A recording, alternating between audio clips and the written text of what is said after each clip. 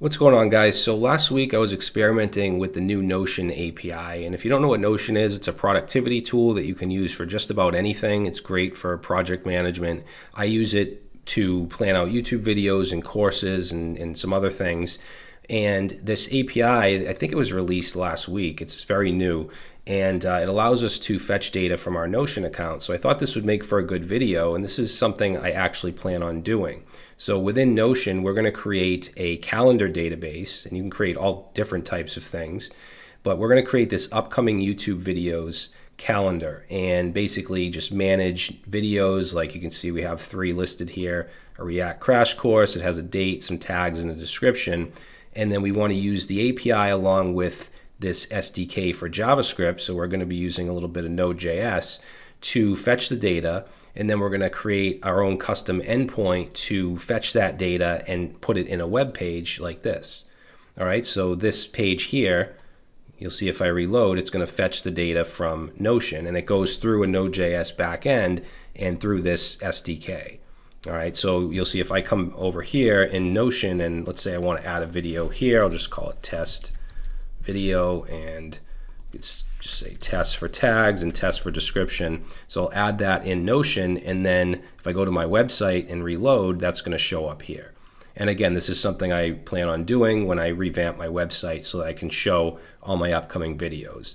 And you could create anything at all, just a task list or a job board, whatever. There's different templates you can use in Notion. So I thought it was a good idea, and hopefully you guys enjoy it. So let's get into it.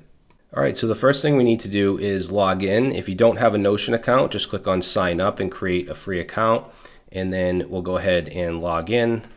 I have an account that I'm using just for this tutorial, so this is pretty much a brand new account. And if you have used Notion before, this will look very familiar, but basically you have on the side here all your different pages, lists, whatever you want to create. There's a task list. These are here by default: the task list, journal, reading list. I did create this job board, but what we want to do is add a page, and we're going to call this upcoming, we'll say upcoming YouTube videos. And there's a whole bunch of different templates we can select. Under here, you see database. You can create like a basic database table, a board, a list. I'm going to create a calendar, which is going to give us this nice UI where we can just select a date and add a new item. All right, so what I'm going to do is just click on a random date here and add new item, and let's create a video. So we'll say this is when I'm going to release the React crash course, and it already has the date here that I selected.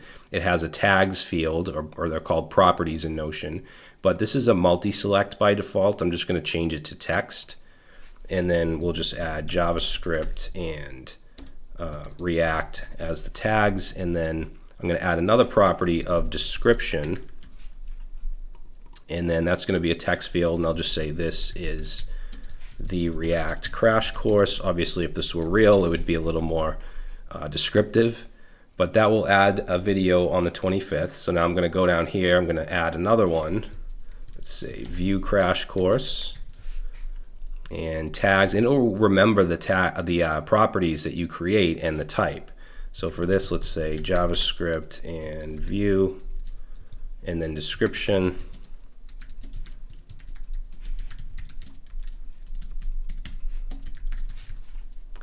All right, so that's 2. Let's add one more. Say Laravel. And tags, we'll do PHP, Laravel, and then description.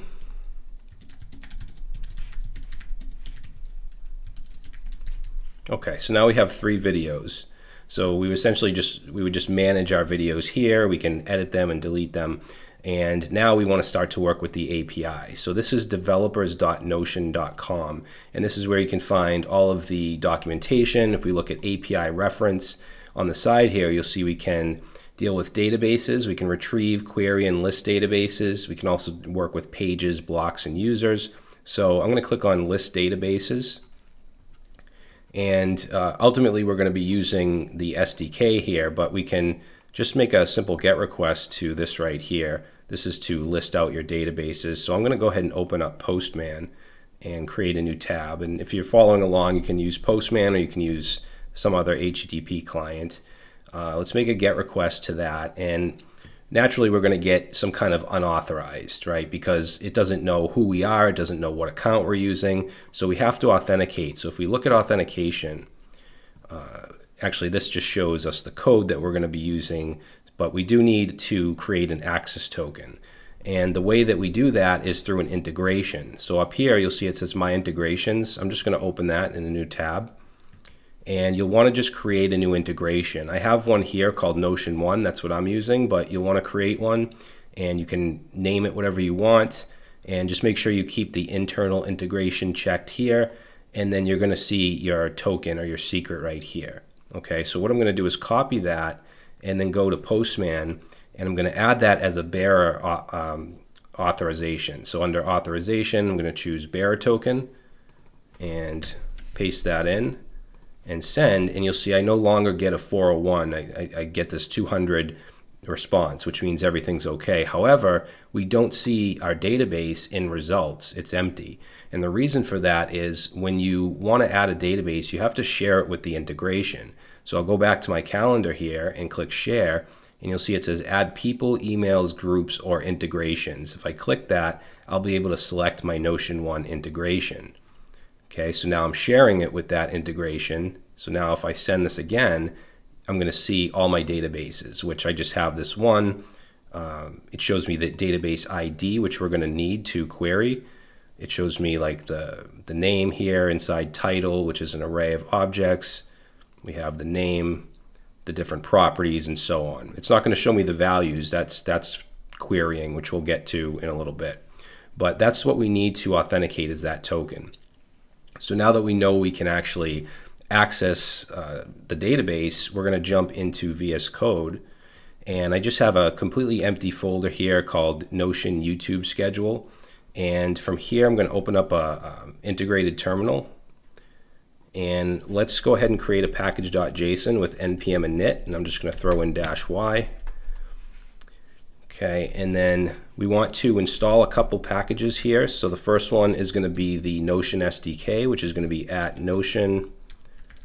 It's Notion HQ/client, I believe. Let me just double check that.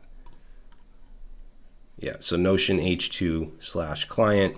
And then I'm also going to install .env so that we can have environment variables inside of a .env file. And then also Express. We don't really need Express, but I'm just installing it so that we can easily create an endpoint and a static folder for our front end. So let's go ahead and install those. And you should see those show up here in your package.json. And then I'm just going to create a script to run the index file that we're going to create. So let's call this start.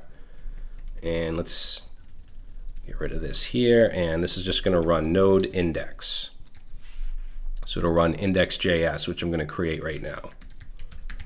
Okay, and then in here, let's just do a console log 123 and just make sure that this runs. So if we say npm start, you should just see 123. All right, so let's get started up here by just bringing in what we need. So first of all, I'm going to bring in .env because I want to be able to create some environment variables. So we want to require .env, and then you just want to add on to this .config, which is a method. So add parentheses, and then we'll be able to basically store environment variables in a .env file. So let's just save that and create a .env. And in here, we're going to have our Notion underscore token. I'm also going to have my Notion underscore database underscore ID that we want to work with. So the token we can get, we already saw where we can get that. That's within the integration. So I'm going to copy that.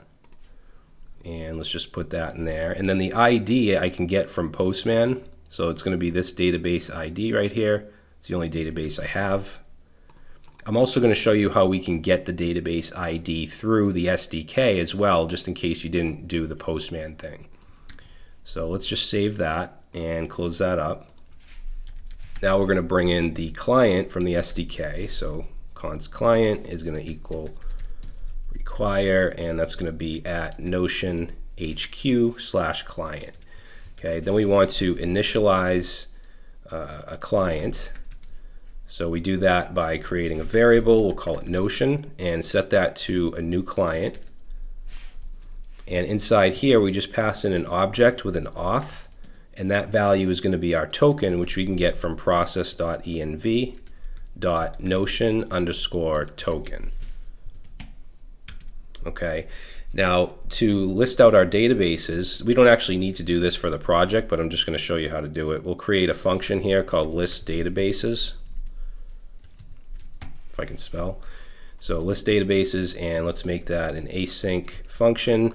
Now we're making it async because the methods that we use with this client, they're going to return a promise. So we're going to be using a sync await. And in here, let's just go ahead and say const res. And to make the request, we can await notion.databases and then .list. So we can call this list method. And then I'm just going to console log here res so we can see what that gives us. And then we'll just call that list databases. Okay, so we'll run this here. Let's run npm start and see what we get. Okay, and we should get just the same thing we basically got from Postman, which is this results, which will have all of our different databases. In the console, it's not going to show us like the actual array and objects unless we specifically ask for that. But you can see it gives us the ID, which is what you need. So that's going to match, whatever we have in this right here.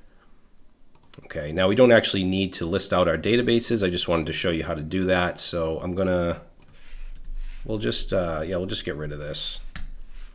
So the actual thing we want to do is fetch our videos from Notion. So let's create a function here. I'm going to call this get videos, and this is going to be async.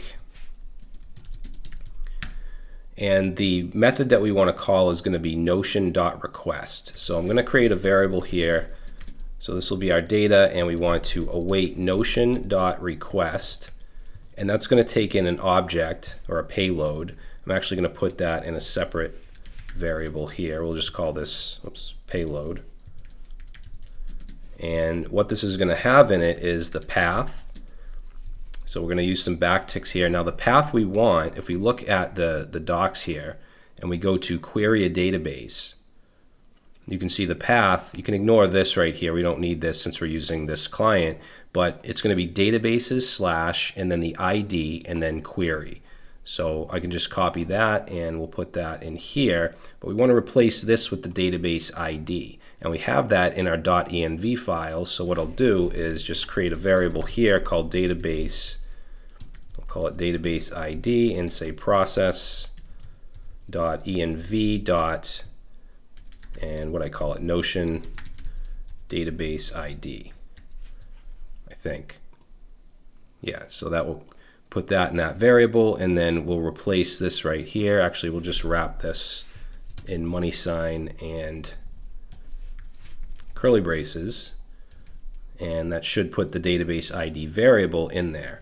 Now another thing we want to add here is the method, and the method is going to be a post request. If we look at the docs, you'll see this is a post request. And what this gives us is this right here, an object that has this results array within it. So what we can do is just destructure. Instead of just calling this data, we can destructure it and just get the results array. And then we could even just console log results here and then call this. And we can try that out. So we'll go ahead and clear this up. npm. What's this? Cannot destructure path of undefined. Oh, I didn't put the payload. So you want to make sure you pass that payload object in. All right, so this is what it gives us. It gives us 3 different objects. Each one is a separate video, and it has the ID, it has a created time, and then it has the properties with the values which are objects. So we can't see them right here, but it does get the data, so we know we're actually fetching the data. And what I want to do is loop through these results and basically just kind of construct our own object from it, right? So let's get rid of this console log and let's create, and there's a lot of ways we could do this. We could just loop through it and create it. I'm going to use map and put the results into a variable called videos. So we'll set this to results and we're going to map through. We'll say for each page, because that's essentially what it is. It's an object of page. So for each one, I'm going to want to actually let's console log just so we can see what this gives us, which is pretty much going to be the same thing we just saw. But we can see in properties, we have these objects here for date, tags, description, and name. The values we actually want, for instance, for description, is going to be in this rich text array. So we have to kind of dig into this a little bit. So page dot properties, and then we could do like dot description, and then what? Rich text. Let's see, rich underscore text, which is an array, and we want the first value. Let's see what that gives us. Okay, so it's giving us all of the descriptions inside rich text. In that array, we have a text object. So we have to kind of dig in to get what we want. We have text and then content. That's where the text is we want. So it would be dot text dot content. All right, so if I run this again, it should just show us all the different descriptions. So that's how we have to structure this. And it depends on the type of property. This is for a text field. For date, it's going to be a little different. So what I'm going to do is return an object. The ID is right in the page, so we can just do page.id. But for like the title, I'm just going to grab this right here. The title is a little different too because that's the actual name. So it's going to be, instead of description, it's going to be name, and then that has a property or an array actually called title. We want the first value in there, and then we want the text content. All right, and we're going to add some other fields here, but just for now, let's go under the map and just return videos, and then we'll just console log. Well, let's put this in a variable. We'll say const. Say n videos for Notion videos. I'm not going to keep this code, it's just to run this and check it out. So we'll do a console log of n videos.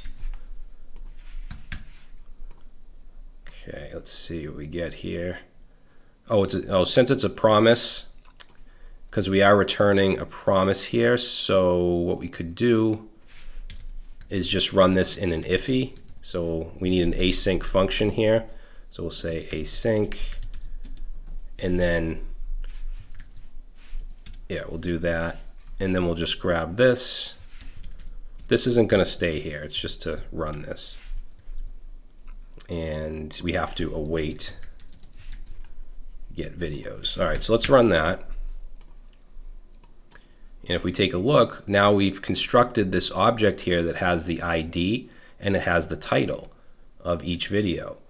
So there's a couple other things we're going to want. I'm going to copy this down. We want the date.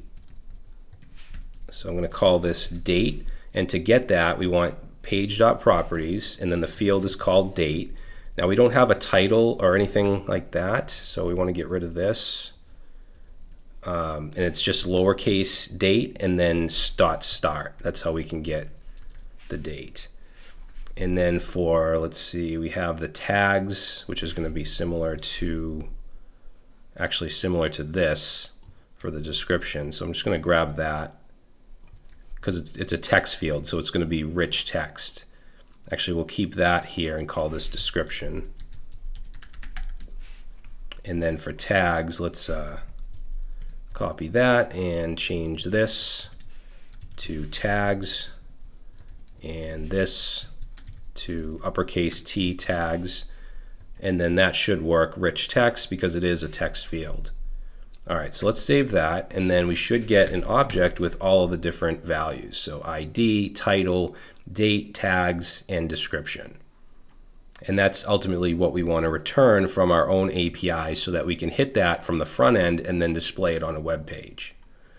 Okay, so now that we can get the data from the API using this client, using the SDK, I want to create an endpoint. So I'm going to be using Express, And I don't want to keep all this code here. I want to just move this. So everything here except where we called it, I'm going to cut that, and I'm going to create a new folder.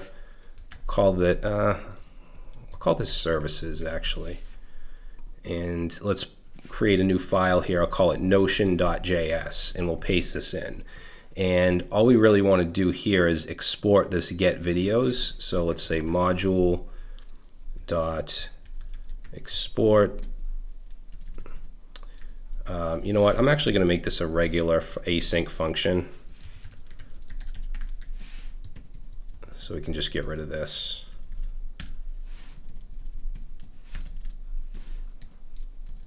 Module exports equals async function. All right.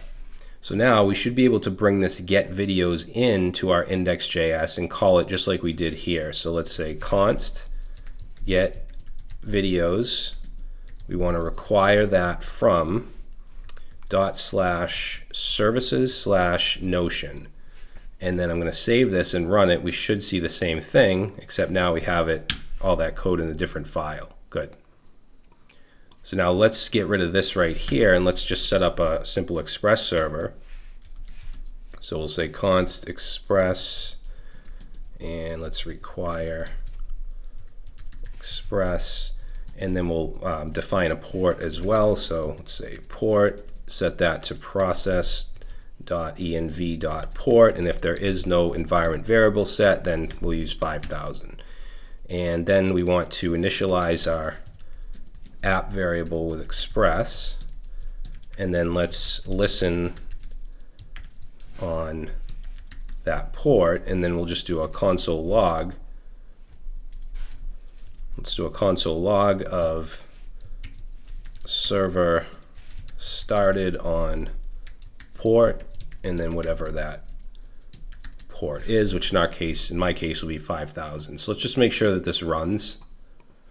So npm start should now run your Express server. I'm going to just cut it off, and let's create a route now for our videos. So we'll go right here and let's say app.get. So we'll make a get request to /videos.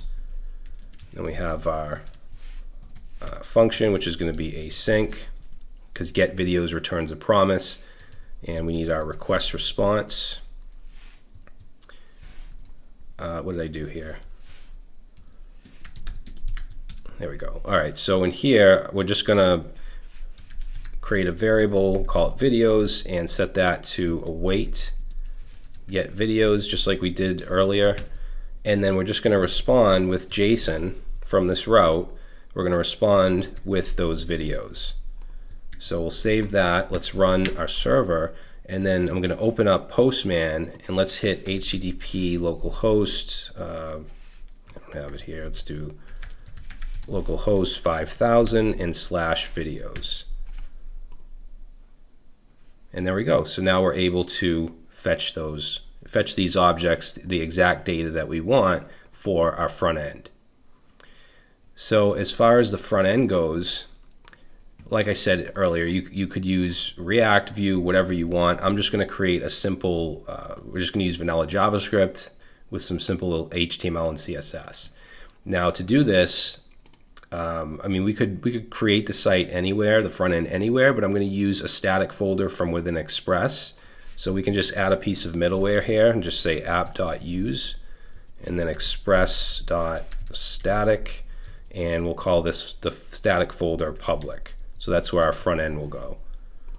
And then let's go over here. Let's create a new folder called public.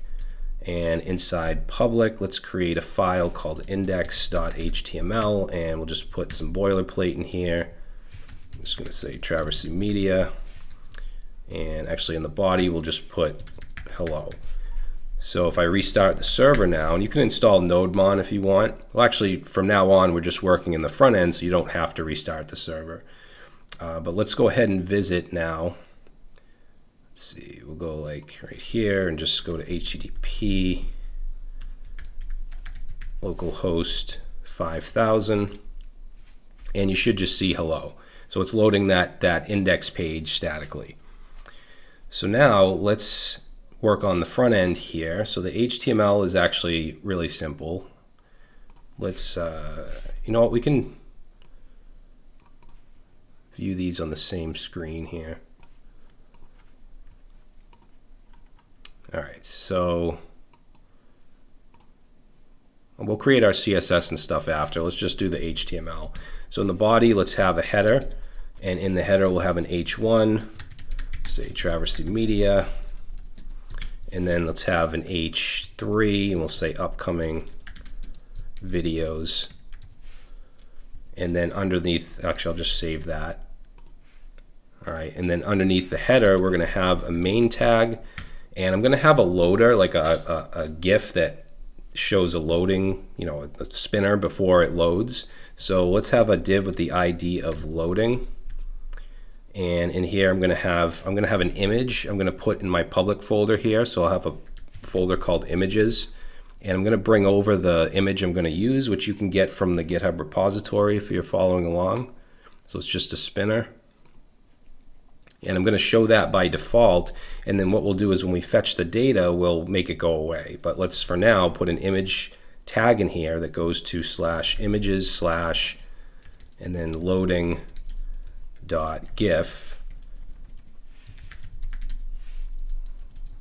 So if I save that and reload my browser, I should see it. It's pretty big, but we're going to fix that with CSS. And I'm just going to comment it out for now so we don't have to look at it. And then underneath that, we just need an ID with videos, which is going to be where we output all our videos. Okay, and that's it for the HTML. Actually, let's link in our style sheet and JavaScript file, which we haven't created yet. So let's add a link here, rel style sheet, and this is going to go to css/style.css. And then down here above the ending body tag, let's add a script source and js/main.js. And now we have to create those. So inside public, let's create CSS folder, and then style.css. Now this CSS I'm just going to paste in. This isn't, you know, I don't want to have to type all this out, and you can just grab this from the repo. So just styling each video class, the loader, the header, using the Montserrat font. So I'm going to save that. If I reload, we should see the style change. And we also want to create in public a folder called JS, and inside JS, let's create a main.js. And this is where we want to have our front-end JavaScript to fetch from our API. So the first thing I'm going to do here is bring in the videos, call this videos L for videos element, and we'll use document.query selector, and we want the ID of videos. We also want the loader, loading, so we'll call this loading element, and then let's create, actually this is going to be let because loading is going to change depending on the state, so let's make this false by default. And then I'm going to do this in a pretty simple way. We're going to have two functions. One is going to be to get the videos from the back end. One is going to be to add the videos to the DOM. Okay, so very simple. And again, I think I said this like 3 times already. You could use React or something if you want. So let's create a function called get videos from backend, and it's going to be async. And we'll use it. I'm just using an. You don't have to use an arrow function here if you don't want to. Just make sure it's async. And then let's set loading. Let's see. We'll set loading to true because we're going to start to fetch. We'll create res, and we're going to await, and then use the fetch API to hit the HTTP localhost 5000, so our server, but we want to hit /videos. Okay, and then let's get the data. So we want to await here, res.json, and then we're going to set loading. Let's set that equal to false because it's been loaded. And then finally, we just want to return our data. So that's going to get the videos from the back end. And then we want to add them to the DOM. So let's create another function. We'll say add videos to DOM.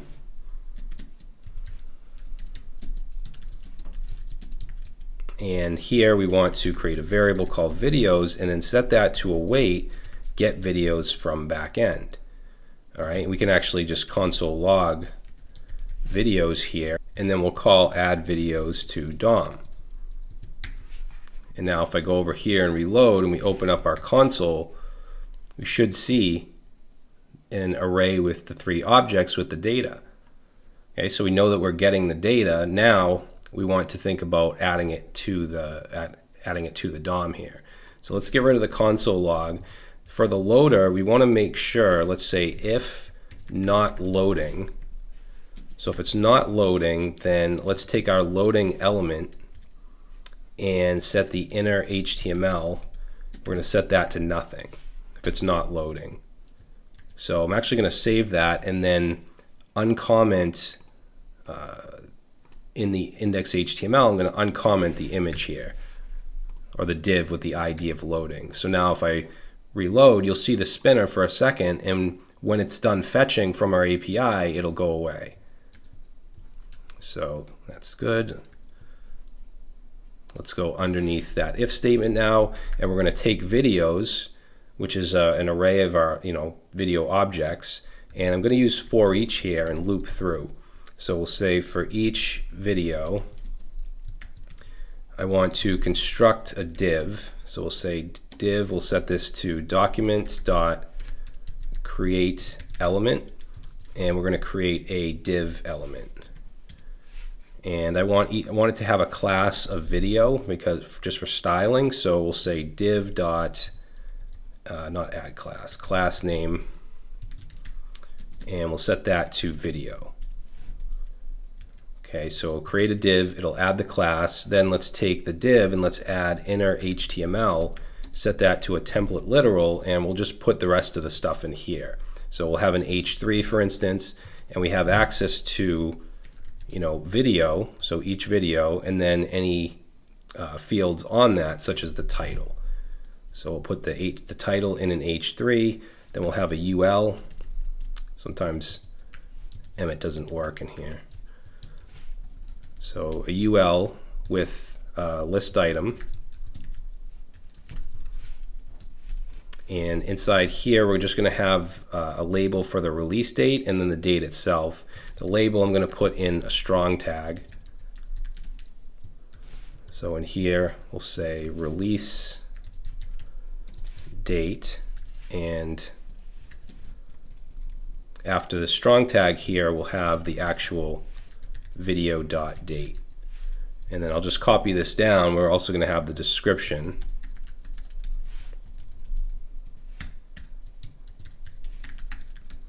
And then underneath the UL, I'm going to have a div here.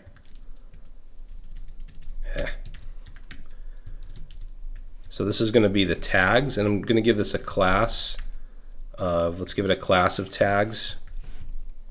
And then we'll put in here our video.tags. So now we're outputting all the different fields. And then finally, we want to take the videos element and we want to append child, because we want to take that div and put it inside of the videos element. Oops, we don't want quotes there. We want the div, which is this here. So we create the element, add a class to it, add the inner HTML, and then add it to the videos element, and it should output. So let's save that. Let's reload, and there we go. All right, so we see the loader fetches the data, then it shows it. And that should do it. And now whenever I want to manage my video schedule, if I want to add another video here, for instance, just say test, and I go back. So I added the video. If I go back to my website and reload, there it is. And obviously you could be much more creative with this. You could have filtering or whatever. You can add whatever kind of user interface you want, but the point is we're able to get the data from our Notion account using the API and using this SDK, which you don't really have to use. You could just use fetch or node fetch or something like that, but this SDK client makes it easier. All right, so hopefully you guys enjoyed this. I think this is something that's pretty nice, mostly because it's something that I plan on actually using when I revamp my website. And of course, if you don't create YouTube videos, you could make this anything, and it doesn't have to be a calendar. You could create a regular table, a gallery, timeline. There's just all different things you can do within Notion. But that's it, guys. Thanks for watching, and I'll see you in the next one.